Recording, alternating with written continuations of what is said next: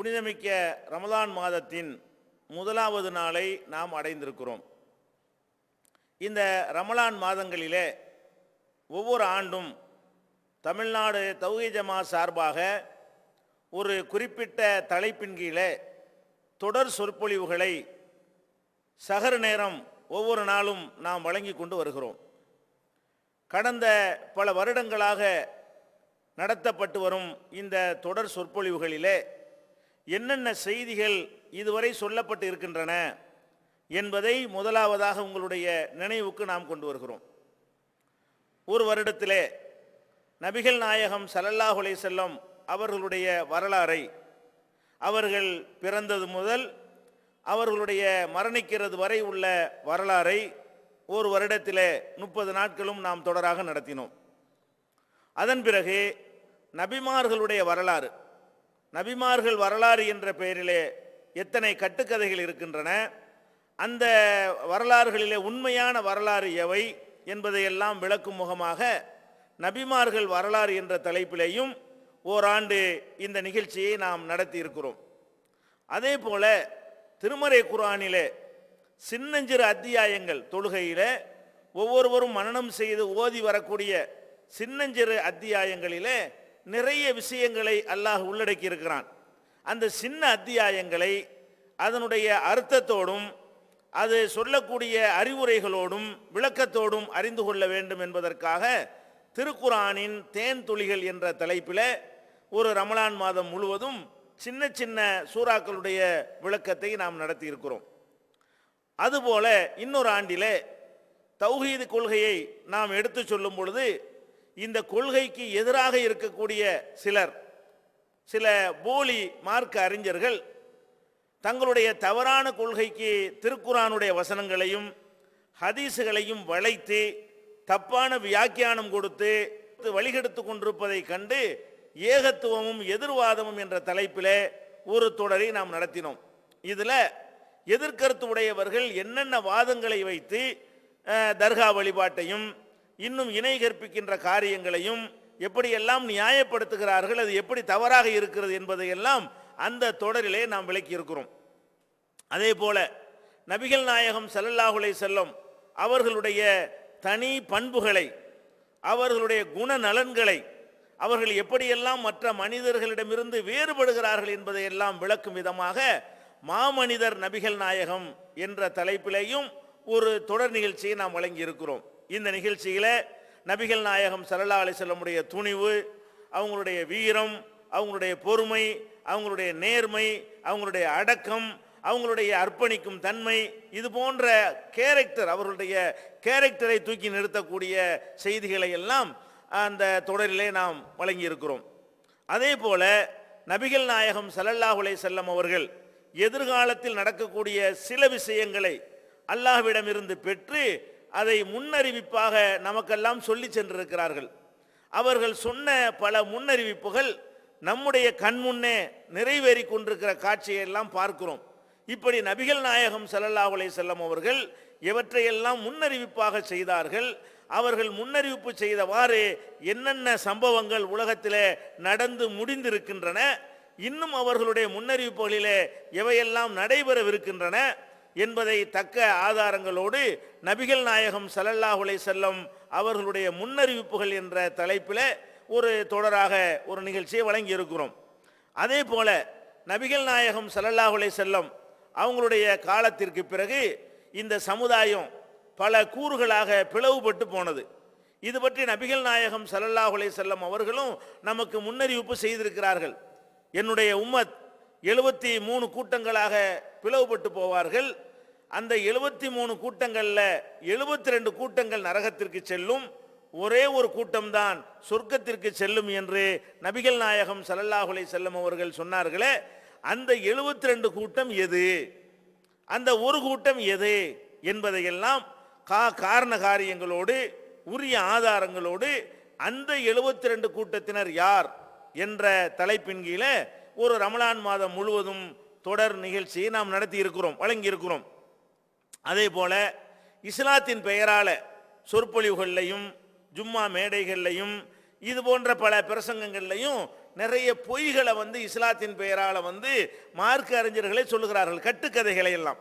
அப்ப என்னென்ன செய்திகளை எல்லாம் பரவலாக மக்கள் மத்தியிலே கட்டுக்கதைகளாக போய் சேர்ந்திருக்கின்றன, அது கட்டுக்கதை என்பதற்கு உரிய காரணம் என்ன, அதற்குரிய சான்றுகள் என்ன என்பதை எல்லாம் விளக்கும் விதமாக இஸ்லாத்தின் பெயரால் கட்டுக்கதைகள் என்ற தொடரிலேயும் ஒரு ரமலான் மாதம் முழுவதும் நிகழ்ச்சியை நாம் வழங்கி இருக்கிறோம்.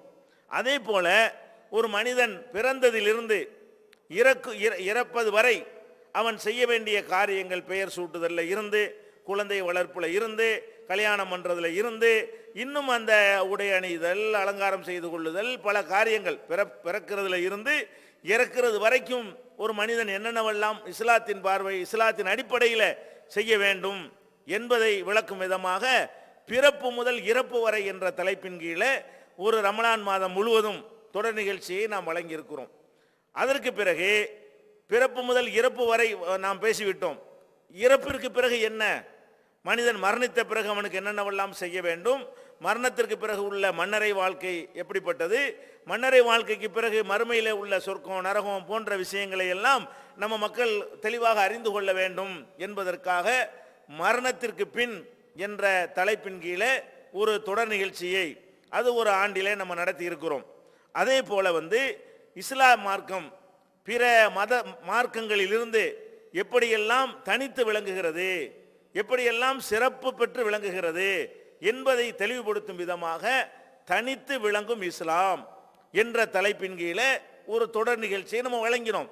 இதில் இஸ்லாம் எப்படி அறிவியல் விஷயங்களை அன்றைக்கே சொல்லி இருக்கிறது, இஸ்லாமிய கொள்கை எப்படி இந்த காலத்துக்கும் பொருந்தக்கூடியதாக இருக்கிறது, இஸ்லாத்தினுடைய சட்டத்திட்டங்கள் எப்படி காலத்தை மிஞ்சி அது சிறந்து விளங்குகிறது என்று பிற மதங்களோடு இஸ்லாத்தை ஒப்பிட்டு காட்டி இஸ்லாம் எப்படியெல்லாம் தனித்து சிறப்புற்று விளங்குகிறது என்பதை விளக்கும் விதமாக தனித்து விளங்கும் இஸ்லாம் என்ற தலைப்பிலையும் ஒரு நிகழ்ச்சியை நம்ம நடத்தி இருக்கிறோம். அதே போல ஒரு மனிதனுடைய முக்கியமான தேவை பொருளாதாரம். இந்த பொருளாதாரத்தை திரட்டுகிற விஷயத்திலையும், அதை செலவிடுகிற விஷயத்திலையும், சேமிக்கிற விஷயத்திலையும் மனிதர்கள் நிறைய தவறு செய்கிறார்கள். இஸ்லாத்தை பற்றி அறிந்து கொள்ளாமலேயே தவறு செய்யக்கூடியவர்கள் அதிகமாக இருக்கிறார்கள். எனவே இந்த பொருளாதாரம் சம்பந்தமாக எவையெல்லாம் நமக்கு மார்க்கத்தில் அனுமதிக்கப்பட்ட பொருளாதாரம், அனுமதிக்கப்படாத பொருளாதாரம் என்ன, எதில் எல்லாம் தவிர்த்து கொள்ள வேண்டும், ஒருவன் செல்வந்தனாக இருந்தால் அந்த செல்வத்தை எப்படி அவன் எதிர்கொள்ள வேண்டும், ஒருவனுக்கு வறுமை ஏற்பட்டு விட்டால் அதுக்காக இடிந்து போய் விடாமல் அந்த வறுமையை எதிர்கொள்ளக்கூடிய முறை என்ன என்பதையெல்லாம் தெளிவுபடுத்துகிற விதமாக இஸ்லாம் கூறும் பொருளியல் என்ற தலைப்பிலையும் ஒரு ரமலான் மாதத்தில் முழுமையாக அதை நம்ம நடத்தி இருக்கிறோம்.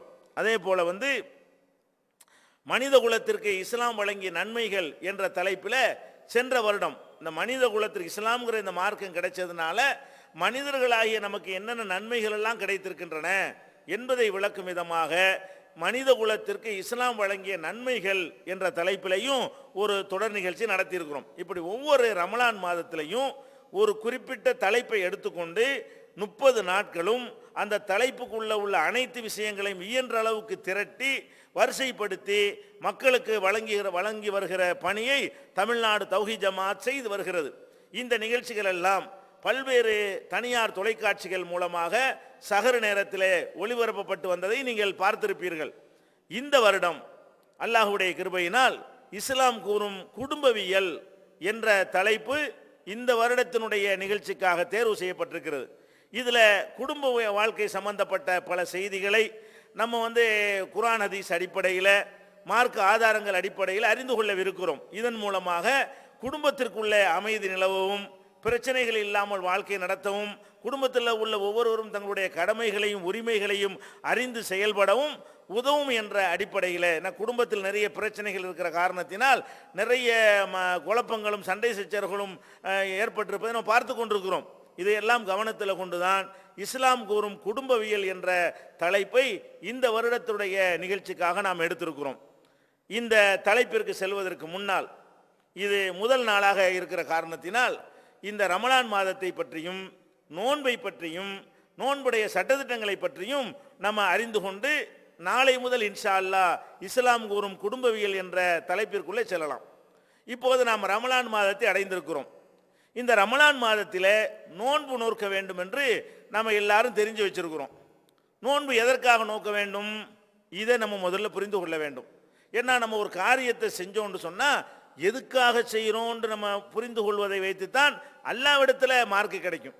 உலகத்தில் ஒரு காரியம் செய்கிறோன்னு வைங்களேன், எதுக்காக செய்கிறோங்கிறது தப்பாக இருந்தால் கூட காரியத்தை பார்த்து நம்ம மக்கள் நினைஞ்சிருவாங்க, நமக்கு உரிய கூலியை தந்து விடுவார்கள். காரியம் கரெக்டாக இருக்குதா, அவன் என்ன நோக்கத்தில் செஞ்சான் அதை பார்க்க மாட்டார்கள், பார்க்க முடியாது.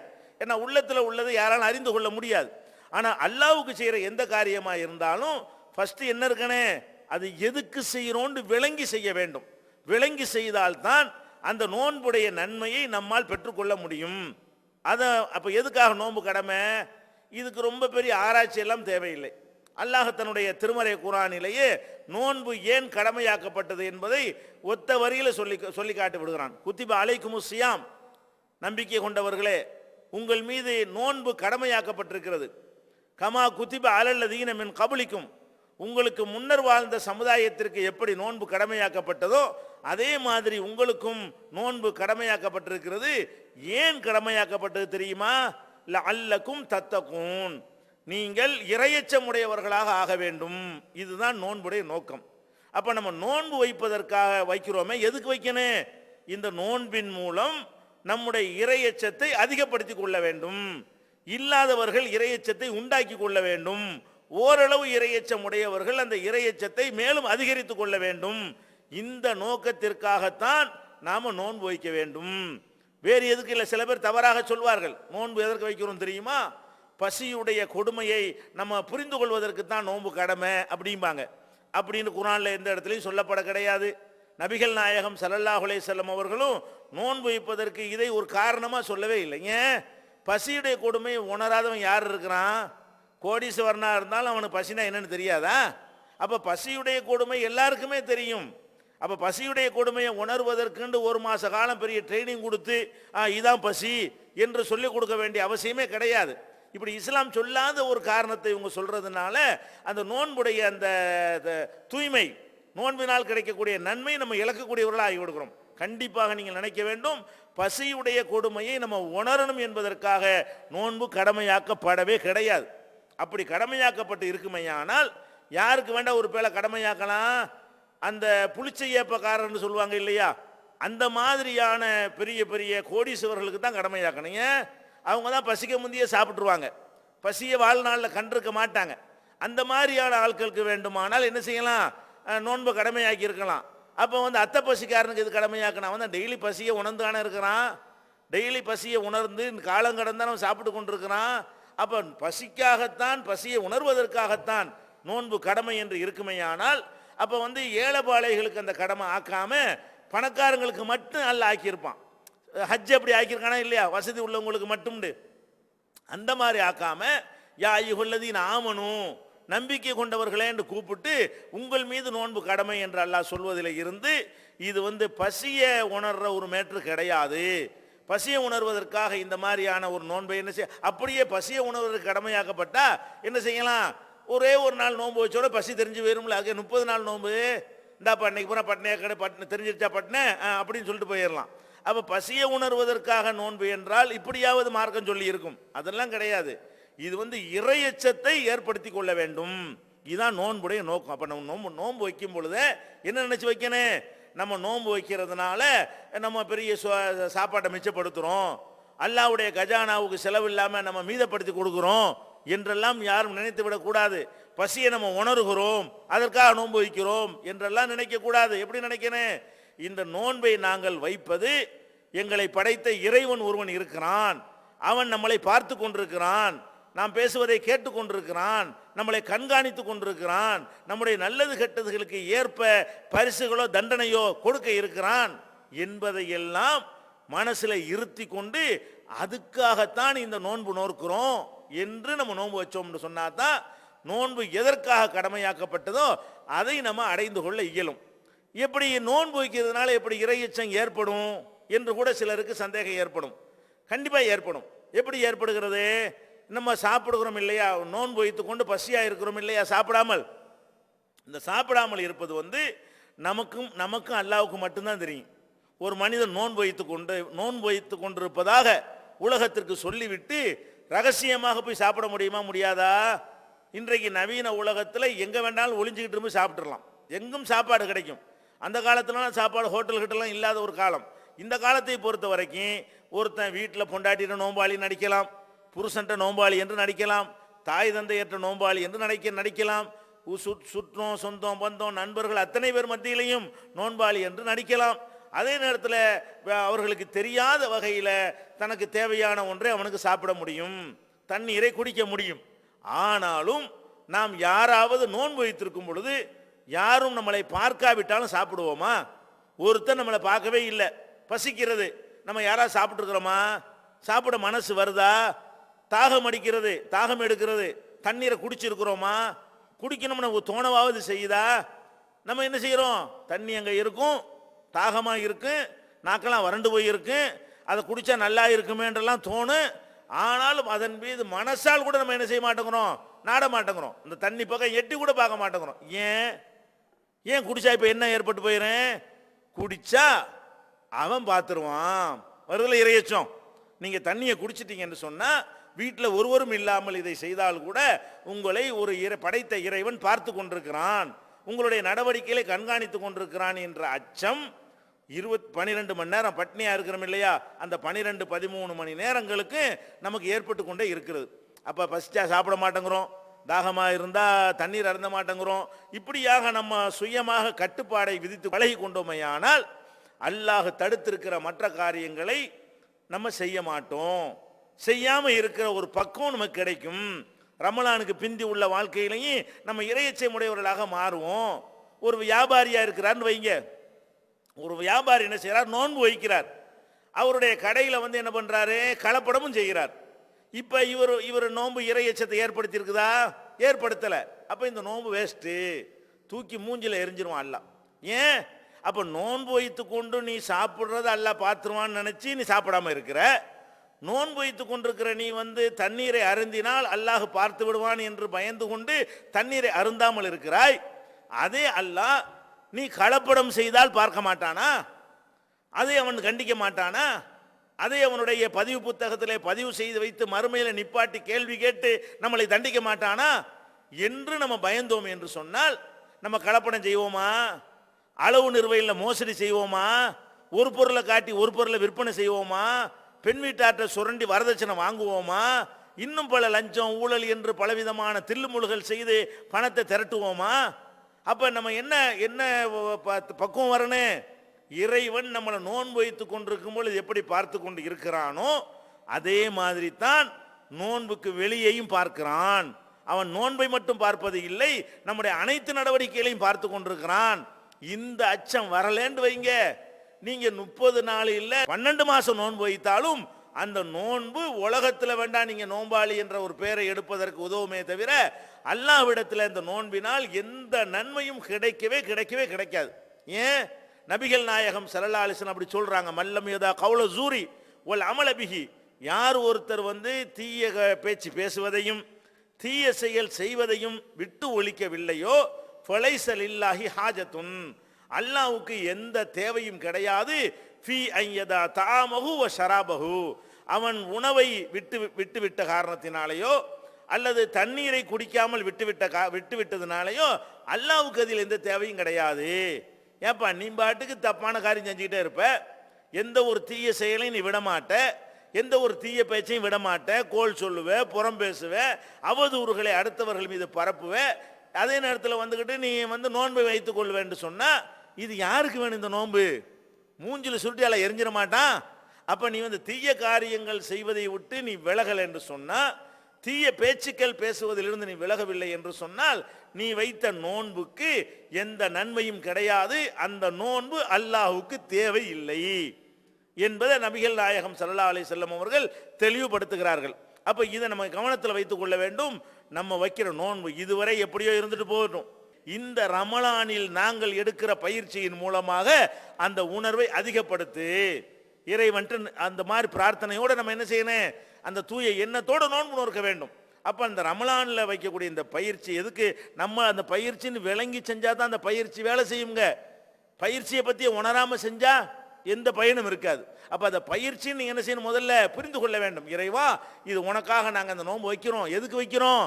இந்த நோன்பின் மூலமாக எங்களுடைய 11 மாச காலத்திலையும் நீ எங்களை பார்த்து கொண்டிருக்கிறாய் என்கிற ஒரு அச்ச உணர்வு எங்களுக்கு ஏற்பட்டு எங்களுடைய முழு வாழ்க்கையும் நீ விரும்பக்கூடிய வகையிலையும் உன் தூதர் அவர்கள் காட்டி தந்த வழிமுறையிலையும் இருக்க வேண்டும்.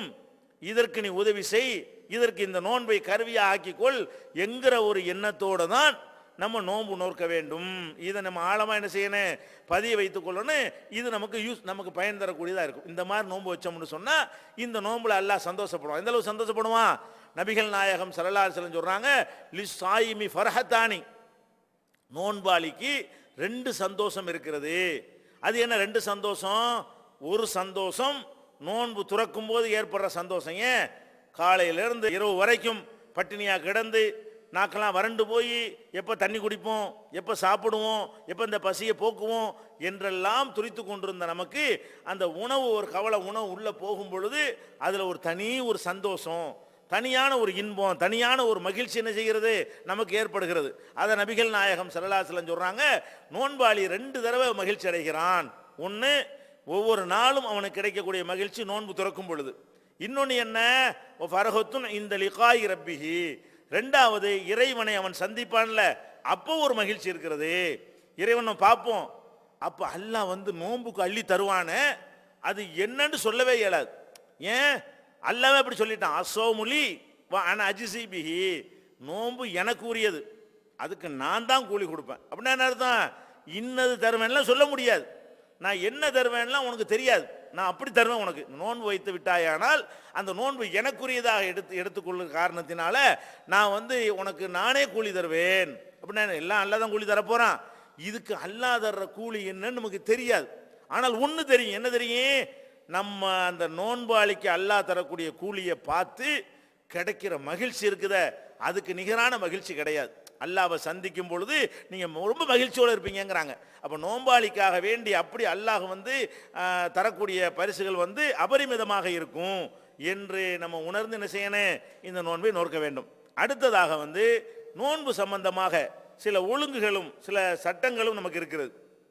நோன்பை பொறுத்த வரைக்கும் அது கட்டாய கடமை என்பது நமக்கு எல்லாருக்கும் தெரியும்.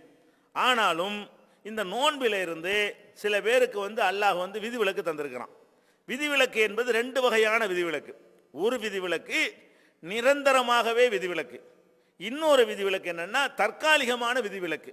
ஒரு சின்ன வயிற்று வலி, ஒரு தலைவலி, ஒரு காய்ச்சல், இது மாதிரி ஒரு நோய் வருதுன்னு வைங்க, இந்த மாதிரியான நோயாளிகளாக இருப்பார்களே ஆனால் அவங்க என்ன செய்யலாம், அந்த தலைவலியின் காரணமாக அல்லது வயிற்று வலியின் காரணமாக அல்லது ஜுரத்தின் காரணமாக அந்த ஒரு நோன்பையோ 2 நோன்பையோ 3 நோன்பையோ எத்தனை நாளைக்கு அந்த நோய் வாய்ப்பட்டு இருக்கிறாரோ அந்த நோன்பை அவர் விட்டுடலாம்.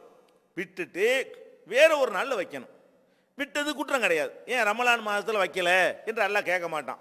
அப்போ நோயாளிகள் 2 விதமான நோயாளிகள் இருக்கிறார்கள். ஒரு நோய் வரும் உடனே போய்விடும், நீடிக்காது, அதிகரித்து கொண்டே போகாது, முதிர்ச்சி அடைந்து கொண்டே போகாது. காய்ச்சல் வருதுன்னு வைங்க, காய்ச்சல் வந்தால் 3 நாள் நிற்கும், 4 நாள் நிற்கும், 5 நாள் நல்லா போயிடுவோம்.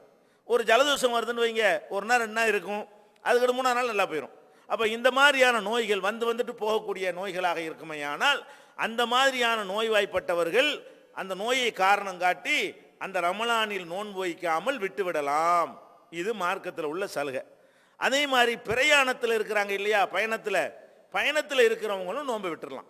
வெளியூருக்கு போக வேண்டி இருக்கிறது, நோன்பு அன்னைக்கு கூட வெளியூருக்கு போகலாம், தப்புலாம் கிடையாது. ரமலான் மாசமாக இருந்தாலும் ஒரு தேவை இருக்குது, திடீர்னு பம்பாய்க்கு போக வேண்டி இருக்கிறது, விட்டுட்டு போயிடலாம் நோன்பை, வழங்குதா, அது ஒன்றும் தப்பே கிடையாது. அப்போ பிரயாணம் பண்ணி நம்ம பிரயாணத்தில் இருந்தோம் என்று சொன்னால் பிரயாணத்தில் இருக்கும்போதும் நம்ம நோன்பு வைக்கிறது கட்டாய கடமை கிடையாது. பிரயாணம் அன்னைக்கு தான் புறப்பட போகிறோமா, வச்ச நோன்பு கூட விட்டுட்டு போய்க்கலாம். தேவை இருக்க ஒரு அவசியமான நோன்பு, ஒரு பிரயாணம் இருக்கிறது, விட்டுட்டு கூட என்ன செய்யலாம், போய்கொள்ளலாம். அப்போ பிரயாணத்தில் இருக்கக்கூடியவர்களுக்கு அல்லாஹ் என்ன சலுகை கொடுக்குறான்னு கேட்டால், பிரயாணங்கிறது எப்போவுமே கஷ்டம். ஒரு இடத்துல ஊரில் இருக்கிற மாதிரி என்ன செய்யாது, பிரயாணங்கிறது அமையாது. வெளியே போனோன்னா ஒரு என்னமோ நம்ம ஒரு உலகத்தை விட்டு தனிமைப்படுத்தப்பட்ட மாதிரியான ஒரு நினப்பு தான் நம்ம எல்லாருக்குமே வரும் பிரயாணத்தில். அந்த மாதிரி உள்ள நிலையை கருத்தில் கொண்டு அல்லாஹ் சலுகை தர்றான். பிரயாணத்தில் இருக்கிறியா, விட்டுரு, ஊருக்கு வந்தோன்னு வச்சிரு. என்ன கண்டிஷனோட அல்ல அந்த சலுகையை தர்றான், நோயாளியாக இருந்த விட்டுறியா, விட்டு அதோடு சரி நினச்சிடாத, பின்னாடி வைக்கணும், ஞாபகத்தில் வச்சுக்க. ரமலான் முடிந்த பிறகு 3 நோன்பு விட்டியா 3 நோன்பு வை, 5 நோன்பு விட்டியா 5 நோன்பு வச்சுப்பிடு அப்படிங்கிற அடிப்படையில் நம்ம என்ன செய்யணும், விட்ட நோன்பை அந்த நோயாளி என்ற காரணத்திற்காக அல்லது பிரயாணி என்ற காரணத்திற்காக விட்டோம்னு சொன்னால் பின்னாடி வச்சிடணும். இது ஒரு வகை. இன்னொரு வகை என்ன, சில நோய்கள் இருக்குது பாருங்க, அது வந்து தீராது, வந்தது தான், அதுக்கு பிறகு நாளுக்கு நாள் கூடி கொண்டு போகுமே தவிர அது வந்து குணமாகவும் ஆகாது, உறுப்புகள் வந்து ஊனப்பட்டு போயிடுறது. அந்த மாதிரி ஊனப்பட்டதுனால் ஏற்படக்கூடிய நோய்கள் இருக்கு பாருங்க, அந்த நோய்கள் வந்து குறையாது, தலைவலி காய்ச்ச மாதிரி குறையாது. உதாரணமாக ஒருத்தருக்கு என்ன வருது, சக்கரை நோய் ரொம்ப முத்தி போச்சுன்னு வைங்க, இந்த வருஷம் சக்கரை நோய்க்காக நோன்பு வைக்க முடியாமல் போனால் அடுத்த வருஷம் அவருடைய நிலைமை என்னவா இருக்கும், இந்த வருஷம் இருந்ததை விட கூடத்தான் இருக்கும். அவருடைய இன்சுலின் சுரப்பு என்ன செய்யறேன். திருக்குரான் தமிழாக்கம் பி ஜெய்னுலாபிதீன் வெளிவந்து விட்டது 8வது பதிப்பு. அனைவருக்கும் புரியும் எளிய நடை, தேவைப்படும் வசனங்களுக்கு தெளிவான விளக்கங்கள், கலை சொற்களின் விளக்கங்கள், திருக்குரான் எவ்வாறு அருளப்பட்டது, எவ்வாறு தொகுக்கப்பட்டது என்பது குறித்து முழுமையான விளக்கம். நபிகள் நாயகம் ஸல்லல்லாஹு அலைஹி வஸல்லம் காலம் முதல் இன்று வரை குர்ஆன் பாதுகாக்கப்பட்ட வரலாறு, திருக்குரான் இறைவனின் வார்த்தைகள் என்பதற்கான அடுக்கடுக்கான ஆதாரங்கள், முந்தைய பதிப்புகளை விட மெருகூட்டப்பட்ட செய்திகள், கூடுதலான பக்கங்கள், அழகிய வடிவமைப்பு, உயர்தரமான பைண்டிங். விலை ரூபாய் 300 மட்டுமே. வெளியீடு மூன் பப்ளிகேஷன், நம்பர் 83/3, முதல் மாடி, மூர்தரு, மண்ணடி, சென்னை 1. போன் 65690810. ஒரு வருஷத்துல இன்னும் குறைஞ்சு போயிடும், அதுக்கு அடுத்த வருஷம் இன்னும் பேகலாயிருவார். அப்ப இந்த வருஷம் இருந்ததை விட அடுத்த வருஷம் மோசமாக தான் இருக்கு, அடுத்த வருஷம் இருந்த அதுக்கு அடுத்த வருஷம் மோசமாக தான் இருக்கு. இப்படியே ஒவ்வொரு ஆண்டும் ஒரு ஆண்டை கடக்கும் பொழுதும் அவர் முந்தைய ஆண்டில் இருந்ததை விட உடல் நலத்தை பொறுத்த வரைக்கும் மோசமான நிலையில் தான் இருப்பார். அப்போ இவரை போய் அடுத்த வருஷம் என்ன சொல்ல முடியுமா, சக்கரை நோயாளி ஆகிட்டாரு, அப்பப்போ சாப்பிடணும், உடனே சாப்பிட்டுட்டு இருக்கணும், அந்த இன்சுலின் பத்தாக்குறையாகனா ஆள் மயக்கம் அடைஞ்சு செத்து கூட போயிடுவார். அந்த மாதிரியா ஒரு பிரச்சனை இருக்கக்கூடிய நேரத்தில் அவருக்கு என்ன மார்க்கம் சொல்லுது, நீ விட்டுருப்பா, இன்னொரு நாளைக்கு உணவு வைக்க இயலாது, அந்த மாதிரி நிலை இருப்பீர்களே. ஆனால் நீங்கள் ஒரு ஏழைக்கு உணவு கொடுத்துருங்க, அதாவது வசதியும் இருந்து சக்தியும் இருந்துச்சுன்னு சொன்னால் என்ன செய்யணும், நம்ம எந்த நோய் வந்து தீராதோ, அது மாதிரி முத்தி போன அல்சர் நோய் இருக்குன்னு வைங்களேன், அல்சர் முத்தி போய் வந்தால் அது சீக்கிரம் கொஞ்சம் கொஞ்சம் சாப்பிட்டுட்டே இருக்கணும். அந்த குடல் வெந்து போனவர்கள், அந்த மாதிரியான நோய் உள்ளவர்கள், அல்ல எய்ட்ஸ் போன்ற நோய் வந்து பாதிக்கப்பட்டவர்கள், அப்போ எந்த மாதிரி நோய்கள் வந்து நாளுக்கு நாள் அதிகரித்து கொண்டு போகுமோ, நோன்பு வைப்பதனால் பாதிப்பை ஏற்படுத்துமோ, அந்த மாதிரி நோய்வாய்ப்பட்டவர்களாக இருப்பார்களே. ஆனால் அவங்க என்ன செய்யலாம், அந்த நோன்பை விட்டு இன்னொரு நாளைக்கு வைக்க இயலாதுல, அதுக்காக என்ன செய்யணும்னு கேட்டால் ஒரு நோன்பை விட்டதற்காக வேண்டி ஒரு ஏழைக்கு உணவளிக்க வேண்டும். உணவுங்கிற அந்தந்த ஊருக்கு தகுந்தவாறு தான் முடிவு செய்யணும். அரபு நாட்டில் 2 வேளை சாப்பிடுவாங்க, நம்ம நாட்டு உணவுண்டா என்ன 3 வேளை சாப்பிடக்கூடிய ஒரு நாட்டில் இருக்கிறோம். அப்போ 3 வேளை சாப்பாடு, ஒரு நோன்பை விட்டோமா 3 வேளை சாப்பாடு என்ன செய்யணும், ஒரு ஏழைக்கு கொடுத்துடணும். அப்போ 30 நாள் நோன்பை விட்டோம்னு சொன்னால் 90 வேளை உணவு வந்து ஏழைகளுக்கு கொடுத்துடணும். இது கூட எல்லாருக்கும் கட்டாயம் கிடையாது. சில பேர் வந்து அவன் சக்கரை நோயாக வந்து அவன் இன்சுலின் போடுறதுக்கு காசு இல்லாமல் தடுமாறிக்கிட்டு இருப்பான், அவன் வந்து அவனுக்கு வந்து டயாலிசிஸ் பண்ணுவதற்கு நிறைய செலவாகி கொண்டிருக்கும், இந்த வறுமையிலும் இருப்பான். இவனை போய்கிட்டு நோன்பு வைக்காத நீ காசு செலவழின்னா அந்த காசு இருந்தால் அவன் வந்து மருத்துவத்துக்கு ஏதாவது பயன்படுமே, அவ்வளோ மோசமான நிலையில் இருப்பான். அப்போ அந்த நிலையில் ஒருத்தர் இருந்தாருன்னு வைங்க, பரிகாரம் கிடையாது. பரிகாரம்டா ஏழும்டா தான் பரிகாரம். அதாவது நோன்பை விட்டுட்டோமே, அது பரிகாரம் செஞ்சு ஆகணுமே, அதுக்காண்டி கடனை வாங்கி வீட்டு வாசலை விற்று அப்படி பிச்சை எடுத்து அப்படிலாம் அவசியம் கிடையாது. ஏன், நபிகள் நாயகம் ஸல்லல்லாஹு அலைஹி வஸல்லமுடைய காலத்தில் ஒருத்தர் என்ன செய்கிறாருன்னா நோன்பு வச்சுட்டு நோன்பு வந்து முறிச்சிடுறாரு. இளைஞராக இருந்தார், நோன்பு வைத்து கொண்டு பகல் காலத்தில் மனைவியோடு இணைஞ்சிட்டாரு, அவர் கூடி விட்டார், நோன்பு முறிஞ்சிருச்சு. உடனே நபிகள் நாயகம் ஸல்லல்லாஹு அலைஹி வஸல்லம் அவங்கள்ட்ட வந்து அல்லாஹ்வுடைய தூதரே, நான் நாசமாக போயிட்டேன், அதான் நோன்பு வச்சுட்டு நான் நினைஞ்சிட்டேன், நோன்பு முறிச்சு விட்டேன் அப்படிங்கிறாரு. அப்போ நபிகள் நாயகம் ஸல்லல்லாஹு என்ன செய்கிறாங்கன்னா, அப்படின்னா நீ என்ன செய்ய, ஒரு 60 நோன்பு வைக்க உனக்கு முடியுமான்னு கேட்குறாங்க. ஒரு நோன்புக்கு வேணும்னு முறிச்சு 60 நோன்பு வைக்கணும். அப்போ 60 நோன்பு வைக்கிறதுக்கு உனக்கு சக்தி இருக்கான்னு கேட்குறாங்க. அம்மா 60 நோன்புக்கு நமக்கு தாக்கத்து கிடையாது அப்படின்றாரு. அப்படின்னா 60 ஏழைக்கு உனக்கு உணவளிக்க இயலுமா அப்படின்னு கேட்குறாங்க. அவர் என்ன சொல்கிறாரு, இல்லை நான் பயங்கரமான ஏழையாவில் இருக்கேன், நான் எப்படி 60 ஏழைக்கு உணவு கொடுக்குறது அப்படிங்கிறாரு. அப்போ நபிகள் நாயகம் ஸல்லல்லாஹு என்ன பண்ணுறாங்கன்னு கேட்டால், மக்கள்கிட்ட சொல்லி இவர் ஒரு ஏழையாக இருக்கிறாரு, இவர் ஒரு பரிகாரம் செய்ய வேண்டி இருக்கிறது, உங்களால் ஏண்ட உதவிகளை செய்யுங்க அப்படிங்கிறாங்க. ஓரளவுக்கு பொருள்கள், உணவுப் பொருள்கள்லாம் மக்கள் தங்களால் இயன்றதை கொடுக்குறாங்க. ஓரளவுக்கு ஒரு மூட்டை சேர்ந்து போச்சு. சேர்ந்தோன்னு என்ன செய்கிறாங்க, நபிகள் நாயகம் ஸல்லல்லாஹு அலைஹி வஸல்லம் அந்த மனுஷன்ட்ட சொல்கிறாங்க, நீ இந்த உணவை எடுத்துக்கிட்டு போய் ஏழைகளுக்கு பங்கிட்டு கொடுத்துருப்பா அப்படிங்கிறாங்க. அவர் என்ன சொல்கிறாரு, ஏழைகளுக்கு கொடுக்குறதா? இந்த ஒட்டுமொத்த மதீனாவில் எனக்கு மேலே யார் ஏழை இருக்கிறா? நான் தான் பெரிய ஏழை, இந்த மதீனாவில் எனக்கு மிஞ்சின ஏழை யாருமே இல்லையே அப்படிங்கிறாரு. அப்போ நபிகள் நாயகம் ஸல்லல்லாஹு அலைஹி வஸல்லம் இதை கேட்ட உடனே அவங்களுடைய கடவாய்ப்பல் தெரியும் அளவுக்கு சிரிக்கிறாங்க. என்ன எதுக்கு சிரிக்கிறாங்க? இந்த ஆள் வந்து நோன்பையும் முறிச்சுப்புட்டு பரிகாரம் கொடுக்கவும் வசதி இல்லாமல் இருந்துக்கிட்டு அதை வசூல் பண்ணி கொண்டே பரிகாரம் கொடுன்னு சொன்னால் நான் தான் ஏழைங்கிறாரே அப்படின்ற அந்த அவர் பேச்சை கேட்டு நபிகள் நாயகம் ஸல்லல்லாஹு சிரிச்சு என்ன செய்கிறாங்க, வச்சுக்கேன்னு சொல்லிடுறாங்க. அப்போ இவர் நோன்பையும் முறிச்சிட்டாரு, அது கண்டிப்பாக பரிகாரம் கொடுக்க வேண்டிய ஒரு விஷயம். ஆனால் பரிகாரம் கொடுக்க வசதி இல்லை. அந்த பொருள் மற்றவங்க கொடுக்குற பொருள் கூட அவருக்கே தேவையா, அவரே பரம ஏழையாக இருக்கிறாரு. 60 நாளைக்கு நான் வச்சுட்டு போயிடுவேனே, நானும் ஏழை தானே. அப்போ அவர் முறித்த நோன்புடைய பரிகாரத்தை அவரே எடுத்துக்கொள்கிறார். அவர் நோன்பை முறிக்கிறாரு, அதற்கு பரிகாரமாக மற்றவங்க கொடுத்த உணவுப் பொருளையும் அவர் தன்னுடைய உணவாக ஆக்கி கொள்கிறார். அதை நபிகள் நாயகம் ஸல்லல்லாஹு அலைஹி வஸல்லம் அவர்கள் அங்கீகரிக்கிறார்கள் என்பதை பார்க்கிறோம். இப்போ இதில் என்ன விளங்குறோம்? நோன்பு வைக்க வசதி இல்லை, உடல்நிலை பாதிக்கப்பட்டவர்கள் வேற ஒரு நாளில் வைக்க முடிஞ்சால் வச்சிட வேண்டியது. வேற நாளில் வைக்க முடியாமல் இருந்தால் ஒரு ஏழைக்கு உணவு கொடுத்தல் என்பது அது முடிஞ்சாதான். முடியலையா, நீ திங்கிறத நீ ஏழைக்கு உணவு கொடுத்து தான், நீ சாப்பிட்றீல, நீ ஏழையா இருக்கிறீல, நீ உனக்கு கொடுத்துக்க அப்படின்றது இந்த ஹதீஸ்ல என்ன செய்கிறோம், நம்ம விலகி கொள்கிறோம். அப்போ அந்த மாதிரியான ஒரு பரிகாரம் செஞ்சிட வேண்டியது. அதே மாதிரி வந்து சில உடல் ரீதியான சில பிரச்சனைகள், பொதுவாக பெண்களுக்கு அவங்க வந்து குழந்தைக்கு பால் கொடுக்குறாங்க அல்லது கர்ப்பிணியாக இருப்பாங்க.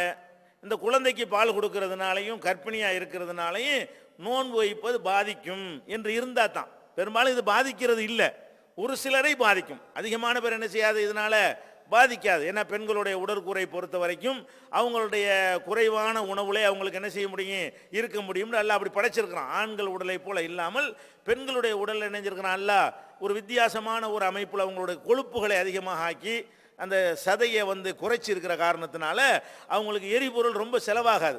அந்த மாதிரி இறைவன் அதை பற்றி நம்ம குடும்ப வேலையில் பின்னாடி விவரமாக அதை பற்றி விளக்குவோம். அப்போ அந்த மாதிரி ஒரு நிலையில் இருக்கிற காரணத்தினால அவங்க என்ன செய்கிறாங்க, அவங்க வந்து ஒரு நாள் பூரா சாப்பிடாட்டி பெருசாலாம் பாதிக்காது, குழந்தையும் பாதிக்காது, பால் கொடுக்குற தாயும் பாதிக்காது. ஆனாலும் சில பேர் வந்து இதனால் வந்து பாதிக்கும் என்று இருக்குவார்களே ஆனால், அப்படி மருத்துவர்கள் சொல்வார்களே ஆனால், ரொம்ப வீக்னஸாக இருக்கக்கூடியவர்களாக இருப்பார்களே ஆனால் அவங்க என்ன செய்யணும், அவங்களும் அந்த பிரசவிக்கிற குழந்தைக்கு பால் ஊட்டுற நேரத்திலையும் கர்ப்பமாக இருக்கிற அந்த காலத்திலையும் நோன்பை விட்டு விட்டு இன்னொரு நாளில் வச்சுக்கிடலாம். முடிஞ்சால் வச்சுட்டு போயிடலாம், இல்லைன்னா என்ன செய்யலாம், அல்லது ஒரு நாள் வைக்க வேண்டியது ஒரு நாள் விட வேண்டியது. ஒரு 15 நாள் ஓடிட்டாங்கன்னு சொன்னால் அடுத்து ஒரு 15 நாள் தான் மிச்சமாக இருக்கும். அல்லது ஒரு 3 நாளைக்கு ஒன்று வச்சுக்கிட்டு அப்படி வச்சா கூட 20 நாள் தான் மிச்சமாக இருக்கும். முடிஞ்ச அளவுக்கு வச்சுக்கிறங்க, முடியலையா இன்னொரு நாளில் வச்சுட்டு போங்க என்கிற மாதிரி அவர்களுக்கு என்ன இருக்கிறது, சலுகை இருக்கிறது. அதே மாதிரி வந்து பெண்கள் வந்து இயற்கையாக அந்த மென்சஸ் நேரத்தில், மாத விளக்கு நேரத்தில் வந்து அவங்களுக்கு நோன்பு கிடையாது. மாத விளக்கு ஏற்பட்டுச்சுன்னு சொன்னால் அவங்க தூய்மையாகிற வரைக்கும் அவங்களுக்கு வந்து நோன்பு கிடையாது, நோன்பு வைக்கக்கூடாது. அதே நேரத்தில் வந்து நோன்பு அந்த வைக்க கடமை இல்லாட்டா கூட பின்னாடி அவங்க வைக்கணும். இப்போ ஒரு ரமலான் மாதத்தில் ஒரு 3 நாள் 5 நாள் 7 நாள் உங்களுக்கு மாத விளக்கு ஏற்படுதுன்னு வைங்களேன், இந்த 3 நோன்பையோ 5 நோன்பையோ என்ன செய்யணும், எத்தனை நோன்பை விட்டாங்களோ அதை வேற ஒரு நாளில் வச்சிட வேண்டியது. இப்போ தொழுகை இருக்கிறது, மாதவிடாய் நேரத்தில் அவங்க தொழுவ மாட்டாங்க, இந்த தொழுகையை வேறு நாளில் தொழுவக்கூடாது, அது முடிஞ்ச அவ்வளோதான், மறுபடியும் அவ்வளோதான். நோன்பை பொறுத்த வரைக்கும் இந்த நோன்பு மாதவிடாய் காரணத்தினால நோன்பு விடுபட்டு போகுமே ஆனால் அந்த விடுபட்டு நோன்பை என்ன செய்யணும், அடுத்தடுத்த மாதங்களில் நம்ம வச்சிருந்து லேட் பண்ணாமல் மூத்து போனாலும் வந்துடும் என்கிற பயத்தை உணர்ந்து எவ்வளோ சீக்கிரம் வைக்க முடியுமோ அந்த மாதிரி நோன்பை என்ன செய்யணும், வைத்து கொள்ள வேண்டியது. அடுத்ததாக வந்து நோன்பு வைத்து கொண்டு சில காரியங்களை செய்யக்கூட மக்கள்கிட்ட தப்பான ஒரு இதெல்லாம் இருக்கிறது. என்னது, நோன்பு வைத்து கொண்டோம்னு சொன்னால் எச்சி கூட முழுங்கக்கூடாது, எச்சி துப்பிக்கிட்டே இருப்பாங்க. எச்சிங்கிற ஒரு பெரிய எனர்ஜி, அதையும் போய் துப்பி என்ன செய்யக்கூடாது. ஏற்கனவே தண்ணி சத்து இல்லாமல் நம்ம இருக்கிறோம், ஏற்கனவே உணவும் போகாமல் இருக்கிறது, அதுலேயே நம்ம உடம்பு வந்து டயர்டாக இருக்கிறது. அப்போ இருக்கிற தண்ணீரை வந்து உடம்பு அந்த வெப்பத்தை உறிஞ்சிக்கிட்டு இருக்கிற நேரத்தில் நம்ம வாட்டு போச்சு எச்சி துப்பிட்டு இருந்தோன்னு வைங்களேன், அப்போ நமக்கு இன்னும் வீக் ஆயிடுவாங்க. எச்சியை முழுங்கக்கூடாதுன்னு மார்க்கத்தில் சட்டமே இல்லை, நம்மள்கிட்ட சுரக்கக்கூடியது நம்ம முழுங்கி கொள்ளுகிற காரணத்தினால நோன்பு முறிக்கவும் செய்யாது, நோன்புடைய தரத்தை எந்த வகையில் என்ன செய்யாது, அது பாதிக்கவும் செய்யாது. அதனால் நோன்பு வைத்து கொண்டு நீங்கள் எச்சியை கூட முழுங்கக்கூடாது என்று அல்லாவும் சொல்லவில்லை, அல்லாஹ்வுடைய ரசூலும் சொல்ல கிடையாது. அதனால எச்சையெல்லாம் இயற்கை எப்போ மாறிடுங்க, எச்சி வந்தால் எச்சியை முழுங்கிட்டு போங்க, அது துப்பி துப்பிட்டு இருக்க, அது வலியை துப்புவாங்கன்னு. இயற்கையாக எச்சி துப்புனா அது ஒரு கணக்கு, வேணும்னு என்ன செய்வாங்க, காரிக்கார எச்சி துப்பிட்டே இருப்பாங்க. இது இன்னும் உங்களை வீக்காக்கி விடும். இது மார்க்கத்தில் சொல்லாத ஒரு விஷயம் என்பதை நீங்கள் புரிந்து கொள்ள வேண்டும். அதே மாதிரி ஒரு வாசனை சோப்பு போடுவது, ஒரு நறுமணம் பூசிக்கொள்வது, இதெல்லாம் கூட தவறுங்க மாதிரி. நோன்பு வச்சுக்கிட்டு அத்தர் போட்டுட்டு போகிறான், அப்போ நோன்பு வச்சுக்கிட்டு சாப்பிடக்கூடாதுன்னு இருக்கிறது, குடிக்கக்கூடாதுன்னு இருக்கிறது, மூக்கில் வாசத்தை நுகரக்கூடாதுன்றமா நமக்கு சட்டம் இருக்கிறது. அது மார்க்கம் சொல்லாத ஒரு சட்டம். நீங்கள் நோன்பு வைத்துக்கொண்டு என்ன செய்யலாம், நல்ல நறுமணத்தை பூசிக்கொள்ளலாம், நோன்பு வைத்துக்கொண்டு நல்ல வாசனை சோப்பு போட்டு என்ன செய்யலாம், குளிக்கலாம், அதெல்லாம் தப்பு கிடையாது. இன்னும் சொல்ல போனால் சில பேர் என்ன செய்வாங்க, நோன்பு வைத்துக்கொண்டு பல்லு கூட துலக்க மாட்டாங்க. ஒரு நான் பகல் புல்லா ஏன்பா பல்லு துலக்க மாட்டேங்கிற அப்படின்னு கேட்டால் அதுக்கு ஒரு ஆதாரம் சொல்லுவோம். மதுஹபில் சொல்லுவாங்க ஆதாரம் என்னன்னு கேட்டால், அந்த நோன்பாளியுடைய வாயிலிருந்து வரக்கூடிய வாடை இருக்குதுல்ல, அது அல்லாஹ்விடத்தில் கஸ்தூரியுடைய மனத்தை விட மேலானது. ல ஹலூஃபு ஃபமி ஸ்வாயிமி அத்யபு இந்தல்லாஹி மின் ரீஹில் மிஸ்கி. ஒரு நோன்பாளியுடைய வாயிலிருந்து வரக்கூடிய அந்த வாடை அல்லாஹ்விடத்தில் கஸ்தூரியை விட நல்ல, கஸ்தூரிங்கிறது ஒரு மானிலிருந்து எடுப்பாங்க, அது நல்ல வாசமாக இருக்கும், அதை விட நல்ல வாசமாக இருக்கும், அல்லாஹ்வுக்கு பிடிக்கும் அந்த வாடை அப்படின்ட்டு இருக்குது. இவங்க என்ன செய்கிறாங்க, அவ்வளவு சிறந்த வாடை வாயிலிருந்து வரும் பொழுது அதை பல் துளக்கி நாக்கெல்லாம் தீட்டி அந்த வாடையை எப்படி போக்குறது, அது சரியில்லையே, இப்படி ஒரு காரணம் காட்டிக்கொண்டு பல் துளக்கக்கூடாது என்றெல்லாம் சுபுகுலேருந்து என்ன செய்ய மாட்டாங்க, மகரிப் வரைக்கும் பல் துளக்க மாட்டாங்க, பக்கத்தில் யாரும் போய் நிற்க முடியாது, அந்த மாதிரி வாடை வரும். அது அல்லாஹ்வுக்கு பிடிக்கும்னு நினச்சிக்கிட்டு இவங்களாம் என்ன செய்கிறாங்க, அது செய்கிறாங்க. அது அந்த அர்த்தம் கிடையாது. அந்த வாடை என்பது அந்த வாயிலிருந்து வர்றது கிடையாது, உள்ள காலியாக இருக்கிற காரணத்தினால நீங்கள் பல் துளக்கின பிறகு ஊதி பாருங்க, அப்போ வாடை வரத்தான் செய்யும். இந்த பல் துளக்கிற காரணத்தில் என்ன செய்யாது, அந்த வாடை கம்ப்ளீட்டாக நீங்கி போயிடாது. அப்போ அந்த நபிகள் நாயகம் ஸல்லல்லாஹு அலைஹி வஸல்லம் அவர்கள் நோன்பாளியாக இருந்து கொண்டு பல் துளக்கி இருக்கிறாங்க, அவ்வளோதான் நமக்கு சட்டம். அதனால் பல் துளக்கிற தப்பு கிடையாது. அதே மாதிரி குளிக்கிறோம், சவரில் குளிக்கிறோம், குளத்தில் மூழ்கி ஆற்றுல மூழ்கி குளிக்கிறோம். இப்படி குளிக்கக்கூடிய நேரத்தில் நீங்கள் பார்த்தீங்கன்னா பல ஊர்களில் அந்த இப்படி குளிப்பாங்க, இப்படி காதில் இந்த கட்டை வரல வச்சுக்கிட்டு 2 கண்ணையும் மூடிக்கிட்டு இப்படி என்ன செய்வாங்க, குளிப்பாங்க. ஏன்னா காது வழியாக தண்ணி போயிடக்கூடாது, மூக்கு வழியாக இப்படி வச்சுக்கிடுவாங்க, இப்படி வச்சு குளிப்பாங்க. எதனாலயா, மூக்கு வழியாக தண்ணி போயிடக்கூடாது, மூக்குலன்னா அந்த மூக்கு இந்த மட்டத்துக்கு கூட போகக்கூடாது, அந்த மாதிரி காதுக்குள்ளே தண்ணி போயிடக்கூடாது என்றெல்லாம் நினைத்துக்கொண்டு என்ன செய்கிறாங்க, இப்படிலாம் செய்கிறாங்க. இதெல்லாம் அல்லாஹ் ரசூல் சொல்லி தந்தது இல்லை, வழங்குதா. காது வழியாக உள்ள தண்ணி நான் வயிற்றுக்குள்ளே குடலுக்கா போகும், அந்த காதுக்குள்ள அந்த இடத்துல அங்கே ட்ரம் வச்சால் அடைச்சி வச்சிருக்கிறான், அது குடல் வலிக்கும் போயிடுச்சுன்னா செவுடனாக தான் இருக்கணும். இந்த காதில் உள்ள தண்ணி குடலுக்கு போயிடுச்சுன்னு சொன்னால் அந்த ட்ரம்மு இல்லைன்னு அர்த்தம். அங்கே ட்ரம்மில் போய் அடிச்சு தானே நமக்கு விளங்குது. நான் பேசுகிற பேச்சு காதுக்குள்ளே நுழைஞ்சி அதில் ஒரு ட்ரம்மு மாதிரி சவு மாதிரி இருக்கும், அதில் போய் முட்டுனோன்னு தான் உங்களுக்கு என்ன செய்யறது, விளங்குகிறது. அங்கே என்ன ஓட்டையை விட்டு வச்சிருக்குது, அதில் தடுப்பு தான் இருக்கிறது. அதனால காதுக்குள்ளே போகிறதுனால அது வயிற்றுக்குள்ளே போகாது, அதுக்கு சம்மந்தமே கிடையாது. மூக்கு வழியாக போகிறதுனால ஒன்றும் கிடையாது. அதனால இதுக்கெல்லாம் மார்க்க தடை. சும்மா இயல்பாக குளிங்க, பொம்மாரி உள்ள காரியம் செய்ய வேண்டியானே. இப்படிலாம் ரொம்ப கெடுபடியாக இருந்தால் மார்க்கத்தில் நினைஞ்சிருப்பாங்க, அல்லாஹ் ஒரு நமக்கு சொல்லி தந்திருப்பாங்க. அது மாதிரியெல்லாம் எனக்கு கிடையாது, சட்டங்கள் கிடையாது. அதே மாதிரி நோன்பை முறிக்கிறதுங்கிறது என்ன, சாப்பிட்டா நோன்பு முறிஞ்சு போயிடும், குடித்தோம்னா என்ன தண்ணீரை குடித்தா நோன்பு முறிஞ்சு போயிடும். அது மாதிரி கணவன் மனைவி இல்லறத்தில் ஈடுபட்டாங்கன்னு சொன்னால் நோன்பு முறிஞ்சு போயிடும். இவ்வளவு தானே தவிர வேற நோன்பு முறிக்கிறதுக்கு உள்ள விஷயங்கள் எல்லாமே இவங்களா கூடுதலாக என்ன செய்கிறாங்க, கற்பனை. இது போக என்ன செய்யணும், கெட்ட பேச்சு கெட்ட செயல்கள் விட்டு நன்மையை பாழாக்காமல் இருப்பதற்காக வேண்டி உலக சட்டத்தில் நோன்புன்னு வந்துட்டா கூட நன்மை பாழாகாமல் இருப்பதற்காக என்ன செய்யணும், கெட்ட பேச்சுகளை விட்டு விலகி கொள்ளணும், கெட்ட செயல்களிலிருந்து விலகி கொள்ளணுங்கிறது கூடுதலான இன்னொரு கண்டிஷன். இவ்வளவுதான் நோன்புக்கு இருக்கே தவிர இதை கூடுதலாக நம்மளா போட்டு என்ன செய்யக்கூடாது, கஷ்டமாகி கொள்ளக்கூடாது. நபிகள் நாயகம் ஸல்லல்லாஹு அலைஹி வஸல்லம் என்ன செய்கிறாங்க, எஸ்ஸிரு வலா துஅஸ்ஸிரு, மார்க்கத்தை லேசாக கொண்டு போங்க, நீங்களே கஷ்டமாக்கிறாதீங்க. அல்லாஹ் ரசூல் சொன்னாது போய் கஷ்டமாக்கிட்டு போங்க, அல்லாஹ் ரசூல் சொல்லாத ஒன்றை போட்டு என்ன செய்யாதீங்க, நீங்களா உங்களுக்கு நீங்களே சிரமத்தை ஏற்படுத்தி கொள்ளாதீர்கள் என்று நபிகள் நாயகம் ஸல்லல்லாஹு அலைஹி வஸல்லம் சொல்லியிருக்கிற காரணத்தினால அப்படியெல்லாம் நம்ம சிரமப்பட தேவை கிடையாது. அதே நேரத்தில் நம்ம நோன்பு வைத்து விட்டோம், நோன்பு வச்ச உடனே ஒரு 2-3 நாளைக்கு இந்த மாதிரி பிரச்சனை சில பேருக்கு, எல்லாருக்கும் ஏற்படாது, ஒரு 2-3 நாளைக்கு என்ன செய்யும், சில பேருக்கு ஏற்படும். நோன்புங்கிறது யாபத்துக்கு வராது, பகல் நேரத்தில் வரவங்க டக்குன்னு தண்ணி குடிச்சிருவாங்க. நோன்பாக தான் இருக்கணும்னு முதல் நாள் 2வது நாள் 3வது நாள்லாம் அது ஆழமாக அந்த எண்ணங்கள் பதியாத ஒரு காரணத்தினால சில பேர்களுக்கு என்ன செய்யும், அந்த நோன்பு நேரத்தில் மறந்துட்டு குடிப்பதோ மறந்துட்டு சாப்பிடுவதோ ஏற்பட்டுரும். இந்த மாதிரி செஞ்சார்களேயானால் அவங்க இதுக்காக அழட்டிக்கொள்ள தேவை கிடையாது. ஏன், மறதியை பொறுத்த வரைக்கும் நம்ம வேணும்னு செய்யலை, இல்லை அல்லாஹ் தானே நம்மளை மறக்க செஞ்சுருக்கிறான்.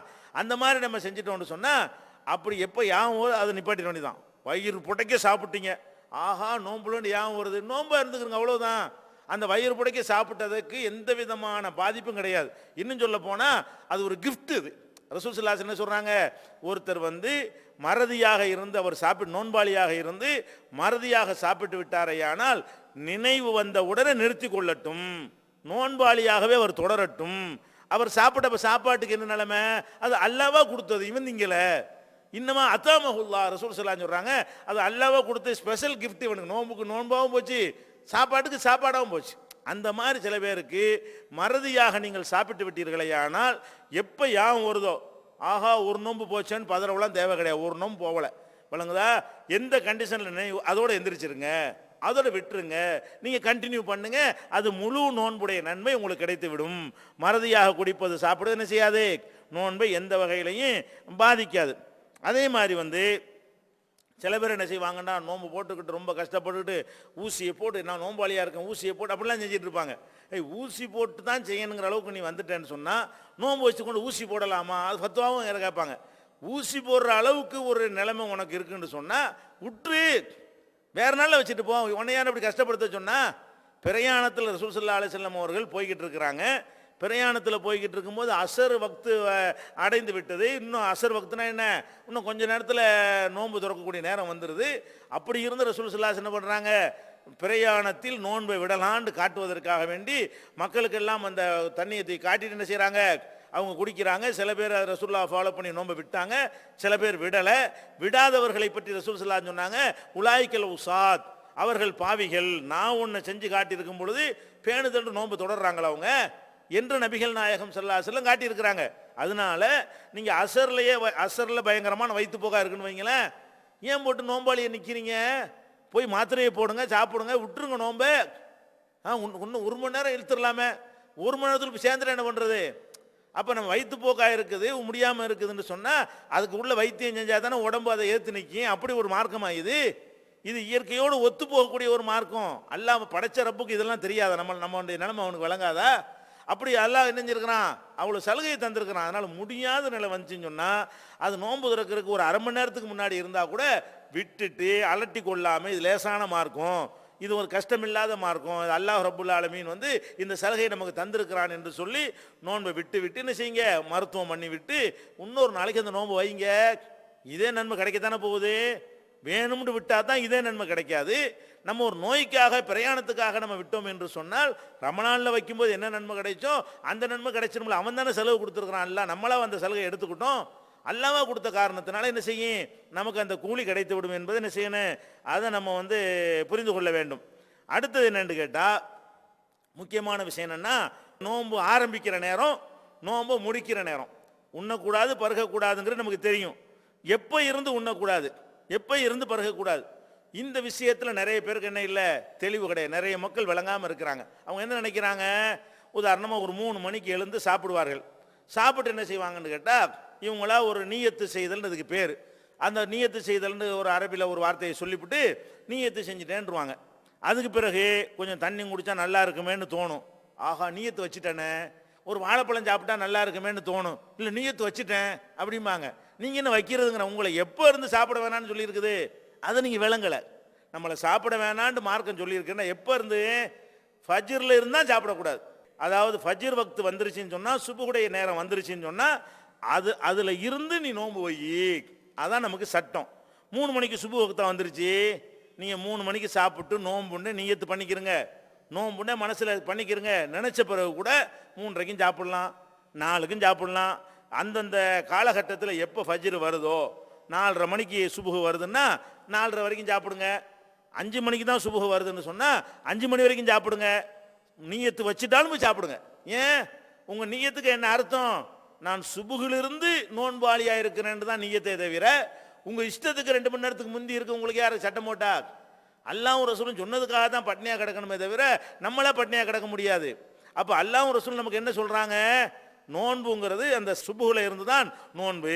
அப்போ சுபுவுக்கு முன்னாடி வரைக்கும் நீங்கள் மனசில் நோன்பாளின்னு தீர்மானம் பண்ணினாலும் நீங்கள் என்ன செய்யலாம், சுபுகு வக்துக்கு பாங்கு சொல்கிற வரைக்கும், சுபுகுடைய நேரம் வர்ற வரைக்கும் நம்ம சாப்பிட்டு கொண்டே இருக்கலாம். அப்போ சுபுகுல இருந்தால் நோன்பே கடமைன்னு விளங்கிக்கிறணும். நீங்கள் வந்து 12 மணிலேருந்து நீயத்து வச்சுவிட்டு 12லேருந்து சாப்பிடாம இருந்தீங்கன்னா உங்களுக்கு நீங்களே கஷ்டத்தை உண்டாக்கிறீங்க. ஒரு 3 மணிக்கெல்லாம் நோன்பு விடுற நிலை வந்துடும். நீங்கள் 12 மணிக்கு நோன்பு வச்சிங்கன்னா 3 மணிக்கே இல்லாத நிறுத்திக்கிட்டீங்கன்னு சொன்னால் அதுவும் உங்களை பாதிக்கக்கூடியதாயிரும். அதனால் கடைசி வரைக்கும் நல்லா என்ன செய்யுங்க, சாப்பிடுங்க. அப்படி தான் மார்க்கம் சொல்லித் தருகிறது. இது ஒரு விஷயம்.